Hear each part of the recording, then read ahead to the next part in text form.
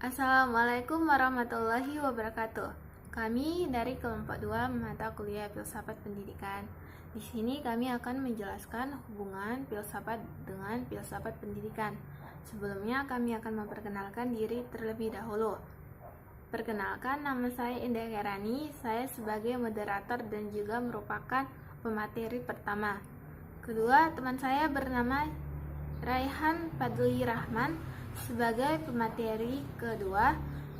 Ketiga, teman saya bernama Cesha Manurung sebagai pemateri ketiga.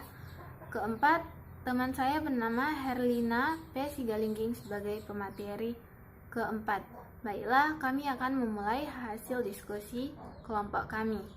Ini adalah pengertian pendidikan menurut beberapa ahli dan undang-undang dasar.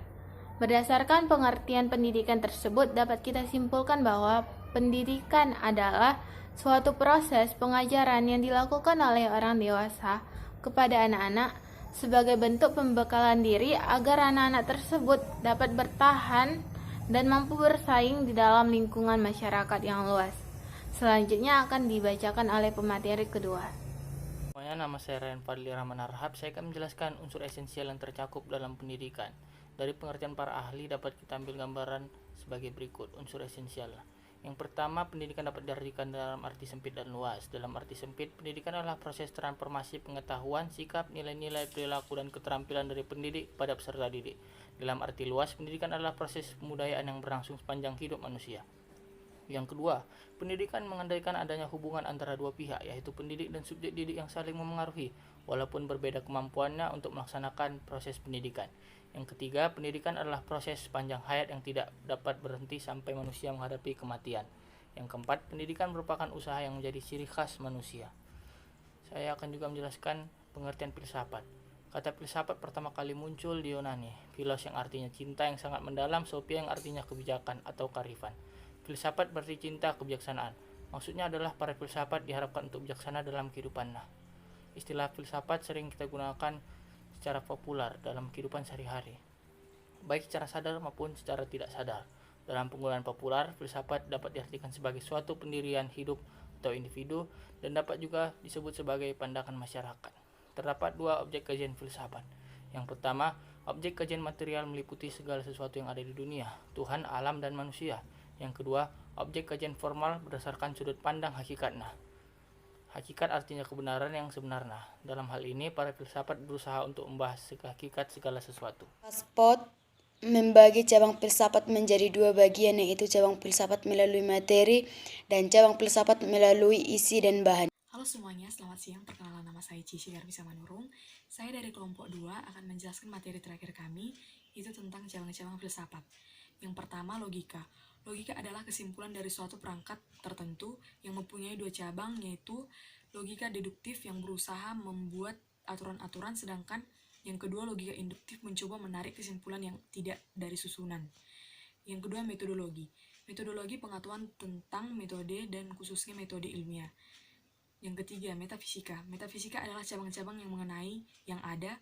Dewasa metafisika dipergunakan baik untuk menunjukkan filsafat pada umumnya. Yang keempat, epistemologi. Berpendapat bahwa epistemologi adalah cabang filsafat yang menyelidiki asal mula metode-metode sahnya pengetahuan. Yang kelima, biologi kefilsafatan. Membicarakan persoalan-persoalan mengenai biologi, menganalisa pengertian hakiki dalam biologi. Yang keenam, psikologi kefilsafatan. Berhubungan dengan jiwa manusia itu sendiri. Yang ketujuh, antropologi kefilsafatan. Pertanyaan-pertanyaan tentang manusia. Yang kedelapan, sosiologi kefilsafatan. Merupakan istilah lain untuk filsafat sosiologi dan filsafat politik. Yang kesembilan, etika. Di dalam melakukan pilihan, manusia mengacu kepada istilah-istilah seperti baik, buruk, kebajikan, kejahatan, dan sebagainya. Istilah-istilah ini merupakan predikat-predikat kesusilaan. Yang kesepuluh, estetika. Dua istilah pokok telah digunakan di dalamnya kajian filsafat, yakni kebenaran dan kebaikan. Kebenaran merupakan tujuan yang hendak dicapai dalam pembicaraan tentang epistemologi dan metodologi. Kebaikan merupakan masalah yang diselidiki dalam etika. Yang ke-11, filsafat agama. Jika kita ingin mengetahui sesuatu di dalam kepercayaan agama tertentu, maka tanyakan kepada para ahli agama atau ulama-ulamanya. Hubungan filsafat dengan filsafat pendidikan. hubungan filsafat dengan filsafat pendidikan menjadi sangat penting sekali, sebab ia menjadi dasar, arah, dan pedoman suatu sistem pendidikan.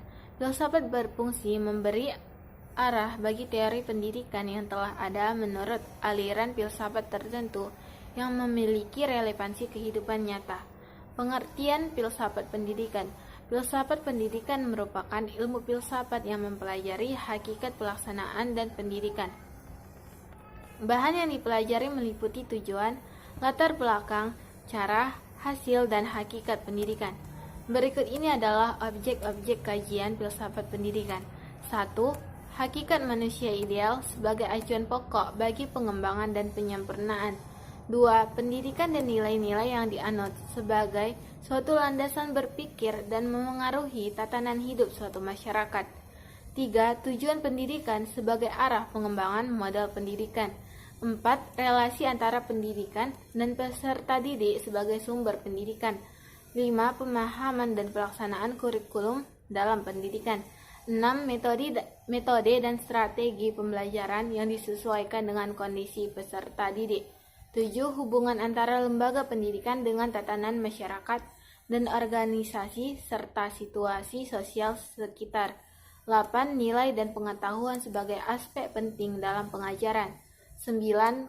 Kaitan antara pendidikan dengan kelas sosial dan kenaikan taraf hidup masyarakat. 10.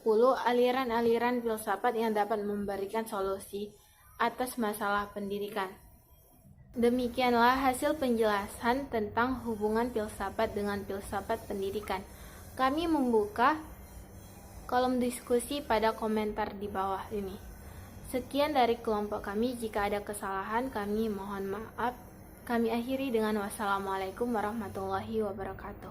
Terima kasih.